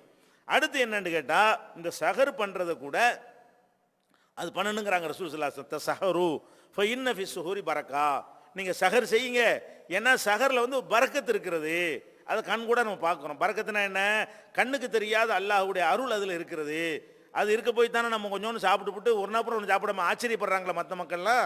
அந்த கொஞ்சம் சாப்பாடு நமக்கு என்ன செய்கிறது, ஒரு நாள் பூரா நின்று நிலைநாட்டக்கூடிய தன்மையை தந்திருக்கா இல்லையா? அதில் ஒரு பரக்கத்திற்கு தான் செய்கிறது. அதனால் இந்த சஹரை முடிஞ்ச அளவுக்கு என்ன செய்யணும், அதெல்லாம் திங்காமல் நோன்பு வைக்க முடியும் அப்படின்னு இருந்தால் சுன்னத்துக்கு மாற்றுறது. நம்ம என்னத்தையா சாப்பிட்றணும். இவனுங்க தான் சஹருங்கிற பேரில் என்ன செய்யணும், அந்த நேரத்தில் சாப்பிடணும். எப்போ சாப்பிட்றது நல்லது என்று கேட்டால், கடைசியில் சாப்பிடுங்க. அதாவது சாப்பிட்டு முடியும் போது சுபுகு வந்துடணும். அந்த அளவுக்கு சாப்பிட்டோம்னு சொன்னால் நம்முடைய சிரமம் குறையும். 2 மணிக்கு நீங்கள் சாப்பிடலாம், தப்பு இல்லை. 3 கூட சாப்பிடலாம், தப்பு இல்லை. 5 மணிக்கு சுபுகு வரும்போது ஏன் 3க்கு சாப்பிட்றீங்க, 4:30 சாப்பிடுங்களேன். அப்போ நபிகள் நாயகம் ஸல்லல்லாஹு அலைஹி வஸல்லம் காலத்தில் என்ன பண்ணுவாங்கன்னு கேட்டால், பள்ளிவாசலில் 2 முஅத்தினாரை நியமிப்பாங்க. ஒரு முஅத்தின் என்ன செய்வார்னு கேட்டால், சஹருக்கு எழுப்பி விடுறதுக்கு பாங்க சொல்லுவார். இன்னொரு முஅத்தின் என்ன பண்ணுவார்னு கேட்டால், முடிந்து விட்டு நிப்பாட்டுங்க என்பதற்கு பாங்க சொல்லுவார். 2 பாங்கு பள்ளிவாசலில் சொல்லுவாங்க. அப்போ இந்த முதல் பாங்குக்கும் 2வது பாங்கு எவ்வளோ இடைவெளி இருக்கும்னு கேட்டால், 50 ஆயத்துகள் ஓதக்கூடிய நேரம். அந்த ஒரு வசனத்தை ஓதிட்டு வந்தோம்னா நிறுத்தி நிதானமாக, தராவி ஓதுற மாதிரி இல்லை, நிறுத்தி நிதானமாக ஓதுற மாதிரி ஓதணும்னு சொன்னால் ஒரு 50 வசனத்தை ஓதுறதுக்கு எவ்வளோ நேரம் ஆகுமோ அவ்வளவு இடைவெளி தான் கொடுப்பாங்க. அப்போ வந்து நம்ம நோன்புங்கிறது சஹருங்கிறத ஒரு 1/2 மணி நேரத்துக்கு முன்னாடி வைத்துக்கொள்வது இது ஏறக்குறைய பொருத்தமாக இருக்கும். 1/2 மணி நேரம் 50 வசனம் ஓதுறதுக்கு போதுமான நேரம். அப்போ சஹர் என்பது நீங்கள் டயத்தை பார்த்துக்கிறங்க. உங்களுக்கு அட்டை கொடுக்குறாங்க, எத்தனை மணிக்கு சஹர் முடிவு உண்டு, அதுக்கு ஒரு 1/2 மணி நேரத்துக்கு முன்னாடி என்ன செய்யுங்க, சாப்பிட்டீர்களே ஆனால் அது நமக்கு வந்து நோன்பை கடைசி வரைக்கும் தெம்பாக இருக்கிறதுக்கு உதவும். சுண்ணத்தை பேணிய ஒரு நன்மையும் கிடைக்கும் என்பதை கவனத்தில் வைத்துக்கொள்ள வேண்டும். அப்போ இருந்து சாப்பிடக்கூடாது. அடுத்து என்னென்னு கேட்டால், அந்த சஹரில் நீயத்துன்னு ஒன்று வைப்பாங்க. நீயத்துனா என்ன? அரபியில் ஒரு வாசகத்தை சொல்லுவாங்க. நவைத்து சௌமகதீன் அதாயி ஃபர்லி ரமலானி ஹாதிகி சனத்தி லில்லாஹி தாலா. அதுக்கப்புறம் அது தமிழ்லையும் சொல்லிக்கிடுவாங்க. இந்த வருஷத்து ரமலான் மாதத்தின் ஃபர்லான நோன்பை அதாவாக நாளை பிடிக்க நீயத்து செய்கிறேன் அல்லாஹ்வுக்காக இப்படின்னு ஒரு வாசகத்தை சொன்னா தான் நோன்புன்னு நினைக்கிறாங்க. அது தப்பு. இந்த மாதிரி நோன்பு நோற்பதற்காக எந்த ஒரு வாசகத்தையும் சொல்ல வேண்டும் என்று அல்லாஹ் ஒரு ரசூலும் நமக்கு சொல்லித்தரவில்லை. இந்த வாசகத்தை நபிகள் நாயகம் சொன்னது இல்லை. அவங்கள்ட்ட பயிற்சி எடுத்த எந்த ஒரு தோழரும் இது மாதிரியான வாசகத்தை நபிகள் நாயகத்தின் முன்னாடி சொல்லி அங்கீகாரம் வாங்கவும் இல்லை. நீயத்து அவசியம். நீயத்துனா என்ன? மனசில் நினைக்கிறதுக்கு பேர் நீயத்து. என்ன செய்கிறீங்க, நம்ம நோன்பு வைக்கிறோம், ரமலான் மாதம் நோன்பு நம்ம வைக்கிறோம், இது மனசில் இருக்கத்தானே செய்யுது. எப்பவும் வந்து 10 மணிக்கு சாப்பிடக்கூடிய ஆளுக்க, காலையில் 10 மணிக்கு 9 மணிக்கு டிஃபன் பண்ணக்கூடிய ஆளுக்க, எதுக்கு 3 மணிக்கு சாப்பிட்றீங்க, எதுக்கு 4 மணிக்கு சாப்பிட்றீங்க? நோன்புன்னு தெரிஞ்சு தானே எந்திரிக்கிறீங்க. அதான் நீயத்து. இப்போ நீயத்துனா என்ன? நம்ம நோன்பு வைப்பதற்குத்தான் இதை சாப்பிடுகிறோம் அப்படின்ற ஒரு எண்ணம் மனசில் இருந்தால் அதுதான் நீயத்தை தவிர நவைத்து சௌமகதின் இந்த சொல்லு இது யாரோ ஒருத்தன் கண்டுபிடிச்சது. குர்ஆன்ல இது இல்லை. ரசூல் ஸல்லல்லாஹு அலைஹி வஸல்லம் அவங்களும் என்ன செய்யலை, இந்த மாதிரி ஒரு வாசகத்தை நீங்கள் சொல்லி நோன்பு வைங்க என்று சொல்லி தந்தது இல்லை. பள்ளிவாசல் உட்காந்து அஜர்த்து என்ன செய்வார், தராவி முடிஞ்சவொடனே இந்த நீயத்தை சொல்லி கொடுப்பாரு. இதெல்லாம் வந்து ஒரு தவறான ஒன்று. இதுக்கு எந்த விதமான ஆதாரமும் கிடையாது. இன்னும் சொல்ல போனால் அதில் நீங்கள் கவனிக்கணும், அந்த அர்த்தத்தை பார்த்தாலே தப்புண்டு விளங்கும். எப்படி அர்த்தம்? நவைத்து சௌமுகதின், அதாவது இந்த வருஷத்து ரமலான் மாதத்தின் ஃபர்லான நோன்பை அதாவாக நாளை பிடிக்க நியத்து செய்கிறேன். நாளைக்கு நம்ம பிடிக்கிறோம் நோன்பு, இன்னைக்கு பிடிக்கிறோமா? மகரிப்பு வந்தவொன்னே தான் இன்னைக்கு வந்துருச்சுல. மகரிப்பு தான் நமக்கு ஆரம்பம். அப்போ மகரிப்புக்கு அப்புறம் வரக்கூடிய நாள் வந்து இன்றுன்னு சொல்லணுமா, நாளைன்னு சொல்லணுமா? அப்போ இன்னைக்கு சகரை தின்று நீ வெள்ளிக்கிழமை சகரை சாப்பிட்டு சனிக்கிழமை அப்படி நோன்பு வைப்ப, வெள்ளிக்கிழமை சாப்பிட்டது வெள்ளிக்கிழமை நோம்புக்கு தானே இருக்குன்னு. அப்போ நாளை பிடிக்கேன்னு சொன்ன அந்த வாசகத்திலேருந்து இது ஒரு கிறுக்குத்தனம்னு விளங்குறது. இது நோம்பே. அப்போ இன்னைக்கு நீ நோம்பு வைக்கலன்னு அர்த்தம். ஒவ்வொரு நாள் நோம்பை நாசமாக்கிட்டு இருக்கிறான். இன்னைக்கு என்ன செய்யறான், நாளைக்கு தான் நோம்புங்கிறான். அப்போ இன்னைக்கு நோம்பு வைக்கலாண்டா இடத்துல ஒரு நோம்பு மைனஸ் ஆயிடுச்சுல. அப்போ ஒரு நோம்பு மைனஸ் ஆக்கிடுறான். அந்தந்த காரியத்தை செய்யும் போது தான் நீயத்து வைக்கணும். அப்போ அந்த மாதிரியான ஒரு அடிப்படையில் இந்த நீயத்து சொல்லித்தருதல் என்பதெல்லாம் ஒழித்து கட்ட வேண்டும் என்பதை புரிந்து கொள்ளணும். அடுத்து என்ன, நோம்புடைய ஆரம்பம் வந்துருச்சா, சில பேர் லேட்டாக எந்திரிப்பாங்க, தூங்கிடுவாங்க. ஒரு 5 மணிக்கு சுபுகுன்னு வைங்களேன், 4:50க்கு எந்திரிச்சா கூட சாப்பிட்டுக்கிறலாம், 4:55க்கு எந்திரிச்சா கூட சாப்பிட்டுக்கிறலாம். சுபுகுடைய வக்து நீங்கள் அட்டையில் பார்த்துக்கிறங்க. ஊருக்கு ஊர் வித்தியாசம் வரும். 5 மணின்னு ஒரு நிர்ணயமாக எடுத்துக்கொள்ளாதீர்கள். ஊருக்கு ஊர் அந்த அட்டையில் சகர் முடிவுன்னு போட்டிருப்பாங்க. அந்த சகர் முடிவுடைய நேரத்தை தாண்டி ஒருவர் எந்திரிச்சாரையானால் அவர் என்ன செய்வது அப்படின்னு கேட்டால், சகர் முடிவை தாண்டி எந்திரிச்ச உடனே சில ஆள் என்ன செய்வாங்கன்னா விடி சகர்னு சொல்லி என்னத்தையா தண்ணியை குடிச்சிக்கிடுவாங்க. நோன்பு வைக்கிறோம் அதுக்கு பேர் விடி சகரு. அது இஸ்லாத்தில் கிடையாது. நீ அந்த தண்ணியை குடிக்காமல் இருந்தாலாச்சும் நோம்பாளியாக நீ இருந்திருப்ப. அப்போ இரவில் படுக்கும்போது என்ன செய்யணும், இறைவா நான் வெடிஞ்சோடனே நான் நோம்பாளியாக இருக்க போகிறேன் அப்படின்னு நீங்கத்தோட படுத்துருங்க. நீ எடுத்து வச்சுட்டீங்க. எந்திரிச்சா சகரை சாப்பிடுங்க. எந்திரிக்கலையா, எந்திரிச்சதுலேருந்து பட்னியாக இருந்துக்கிறங்க. ராத்திரி படுக்கும்போது நீயத்தை வச்சுட்டீங்கல்ல, அவ்வளோதானே. தவிர இதுக்காக நீ என்ன செய்யக்கூடாது, எந்திரிச்சு ஒரு 8 மணிக்கு ஒருத்தர் தூக்கத்தை நல்லா தூங்கிட்டு எந்திரிக்கிறாரு, எந்திரிச்சு போய் டீ போய் குடிச்சிட்டு விடி சகரன்னு வச்சாருன்னு வைங்க, இருக்கணும் இல்லாமல் போயிடும். நீ பேசாமல் பட்னியாக இருந்து ராத்திரிக்கே தீர்மானம் பண்ணிக்கிற வேண்டியது, நாளை நோன்பு வைக்கிறேன், விடிஞ்சோன்னு நோன்பு தான் முடிவு பண்ணிக்கிறங்க. 3 மணிக்கோ 4 மணிக்கோ 4:30 மணிக்கோ எந்திரிச்சா சாப்பிடுங்க. ஒரு வேளை ஏதாவது அசதி மாதிரியாக தூங்கிட்டு 7 மணிக்கோ 8 மணிக்கோ அல்ல ஒரு 5 நிமிஷம் முன்ன பின்ன எந்திரிச்சிங்கன்னு சொன்னால் சாப்பிடாமலே கொஞ்சம் என்ன செய்யுங்க, அதை கண்டினியூ பண்ணிக்கிறங்க. இந்த விடி சகருங்கிறது மார்க்கத்தில் கிடையாது. இருக்கிற நோன்பு இல்லாமல் ஆக்கிப்படும். அடுத்து என்ன, நோன்பு வச்சுட்டோமா, நோன்பை திறக்கிறேன். நோன்பை திறக்கிறது எப்போ திறக்கிறது, நோன்பு திறக்கிறதுக்கு என்ன செய்கிறாங்கன்னு கேட்டால் சூரியன் மறைஞ்ச உடனே திறக்கணும்.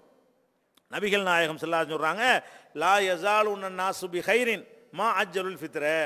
நோன்பு துறப்பதை அவசரமாக செய்யும் பொழுதுதான் மக்கள் நன்மை செய்தவர்களாக இருக்கிறார்கள். நோன்பு துறக்கிறதுக்கு அவசரப்படணும். அவசரப்படணும் எப்படி, சூரியன் மறைஞ்சிச்சான்னு பார்த்துட்டே இருக்கணும். 6:25க்கு சூரியன் மறைஞ்சின்னு சொன்னால் 6:26க்கு திறக்கக்கூடாது, 25க்கே திறந்துடணும்.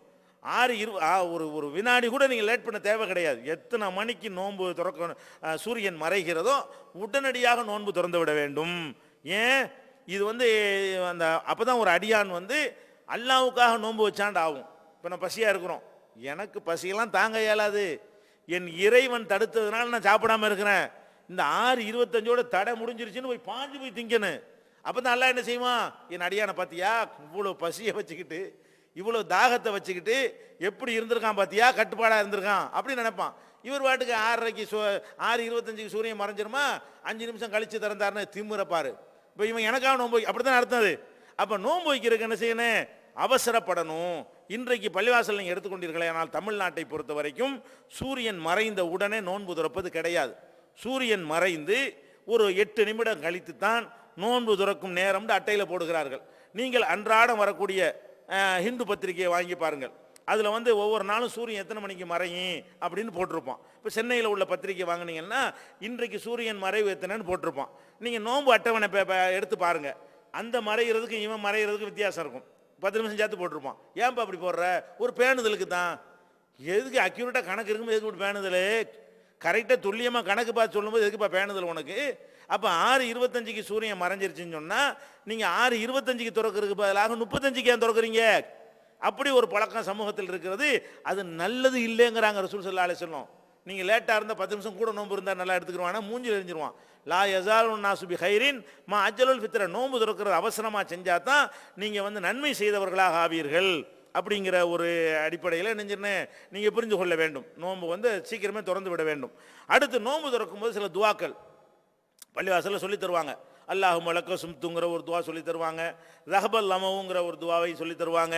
இந்த மாதிரி துவாக்கள் ஓதுவது ஆதாரப்பூர்வமான ஹதீஸ்களில் கிடையாது. நாமளும் ஆரம்ப காலங்களில் ரஹபல் லமவுங்கிற அந்த துவா ஓதலாம் என்று தான் சொல்லி வந்தோம்.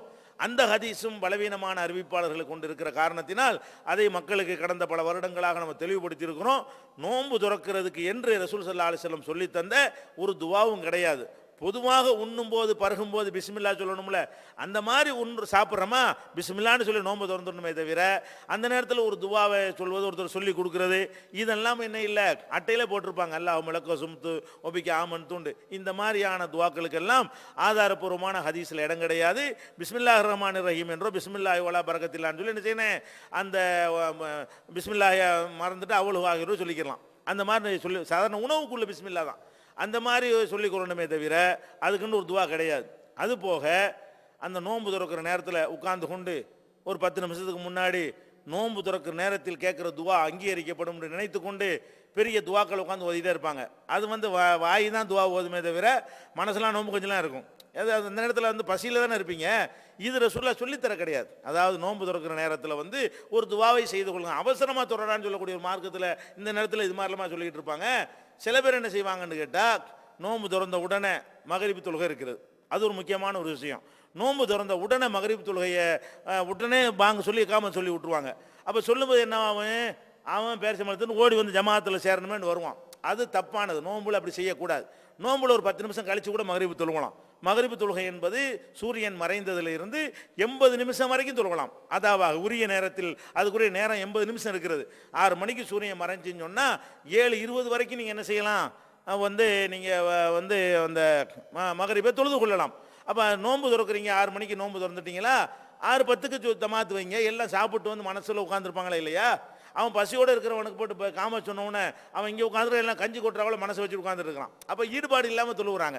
அப்போ அந்த மாதிரியான செஞ்சார்களே ஆனால் நம்ம ஜமாத்து கூட போகாமல் நோம்பெல்லாம் திறந்து நல்லா கஞ்சியை குடிச்சிட்டு என்ன செய்யலாம், பசியெல்லாம் அடங்கணும்னு தொழுகைக்கு போகலாம். ஏன்னா ரசூல் ஸல்லல்லாஹு அலைஹி வஸல்லம் சொல்கிறாங்க, உணவு இங்கே வைக்கப்பட்டு விடுமையானால் நீங்கள் வந்து இஷா வந்து தொழுகை, அஷாங்கிறது இரவு உணவு, இரவு உணவு வைக்கப்படுமையானால் நீங்கள் இஷாவை விட அஷாவுக்கு முக்கியத்துவம் கொடுங்க, சாப்பாட்டுக்கு ஃபஸ்ட்டு இடம் கொடுங்கன்னு ரசூல் ஸல்லல்லாஹு அலைஹி வஸல்லம் சொல்லி இருக்கிறாங்க. அதனால மகரிப் தொழுகையை பொறுத்த வரைக்கும் எப்போதும் தொழுகிற நேரத்தை விட ஒரு 10 நிமிடம் தள்ளி தொழுதோமையானால் அது சிறந்தது.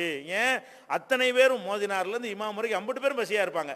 இமாமும் ஒரு நிர்பந்தத்துக்கு போய் அவர் நிப்பாட்டி வச்சுட்டா கூட ஒரு பேரிச்சம்பழம் நின்று மனசை எப்படி நின்று தொழுவிக்க முடியும்? அவருடைய மனசு எங்கே இருக்கு, என்ன ஈடுபாடு இருக்கு? அப்போ அந்த மாதிரியெல்லாம் செய்யாமல் ஒரு 5 நிமிஷம் கழித்து சொல்லுங்களேன். 80 நிமிஷம் இருக்குதுல்ல, மார்க்கத்தில் பசியாக தானே இருக்கிறோம், நோம்புங்கிற மார்க்க கடமை தானே. அந்த மாதிரி ஒரு அடிப்படையில் மகரிப் தொழுகை என்ன செய்யணும், நம்ம சற்றே தாமதப்படுத்திக் கொள்வது என்னது சிறந்தது. அதுபோக வந்து நிறைய சட்டங்கள் இருக்குது. விரிவாக நீங்கள் இந்த சட்டங்களை அறிந்து கொள்ள விரும்பினீர்களேயானால் நோன்பு என்ற தலைப்பில் ஒரு புத்தகம் வெளியிட்டிருக்கிறோம். அதில் நிறைய உங்களுக்கு நோன்புடைய எல்லா சட்டங்களும் தொகுத்து தரப்பட்டிருக்கிறது. அதை பார்த்து கொள்ளுங்கள். இந்த சட்டங்களை எல்லாம் புரிந்து நடக்கக்கூடிய நன்மக்களாக அல்லாஹ் ரப்புல் ஆலமீன் உங்களையும் எங்களையும் ஆக்கி அருள் புரிவானாக. இன்ஷா அல்லாஹ் நாளைய தினத்திலிருந்து இஸ்லாம் கூறும் குடும்பவியல் என்கிற தலைப்பில் ரமலான் மாதம் முழுவதும் தொடர் சொற்பொழிவு இருக்கிறது. அதை வந்து நீங்கள் வந்து தினசரி சகர் நேரத்திலே பார்த்து பயன்பெறுமாறு கேட்டுக்கொள்கிறோம். அஸ்ஸலாமு அலைக்கும்.